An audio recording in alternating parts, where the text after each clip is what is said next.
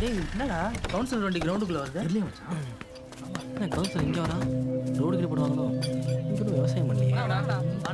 அண்ணா வணக்கண்ணா.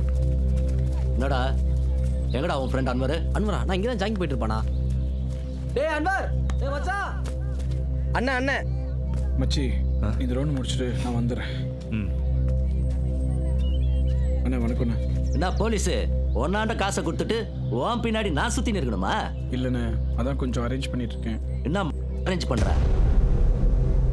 இருக்கிற ஒரு வீட்டை வித்து சேட்டு கையில குத்துட்ட, அதுக்கப்புறம் எனக்கு எப்பறம் கொடுப்ப? ஏண்டா உன் தங்கச்சியை காலேஜில் சேர்க்கணும் தானே கை நீட்டி காசு வாங்கின? அத்த தடவை காசு வாங்குறதுக்கு ஒன்னாண்ட வர மாட்டேன், நேரா உன் தங்கச்சி ஆண்ட போயிடுவேன். என்னடா நான் சொல்ல நான் போறேன். அண்ணா தேவையில்லாம வார்த்தை விடுறீங்கண்ணா.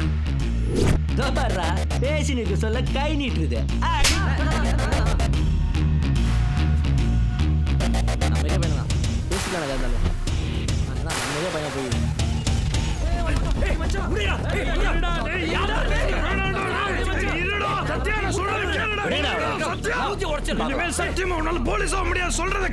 போலீஸ் ஆக போறான் அவன். போலீஸ் எப்படி ஆயிடுறான்னு பாத்துறேன் நானு.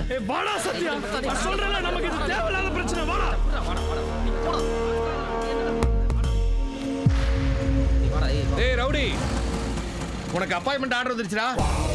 இனிமே நீ ரவுடி இல்ல, போலீஸ்.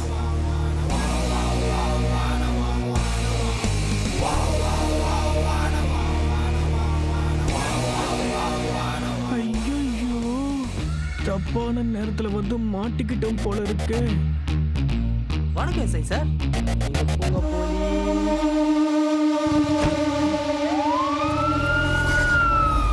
எவ்வளோ தைரியம் இருந்தா என் கண்ட்ரோல்ல இருக்கிற ஏரியாக்குள்ள வந்து ஒரு சக போலீஸ் அதிகாரி மேல, அதுவும் ஒரு போலீஸ்காரன் கண்ணு முன்னாடியே கைய வைப்பேன். இவ்வளோ நாள நான் ரவுடி ஆச்சு தானே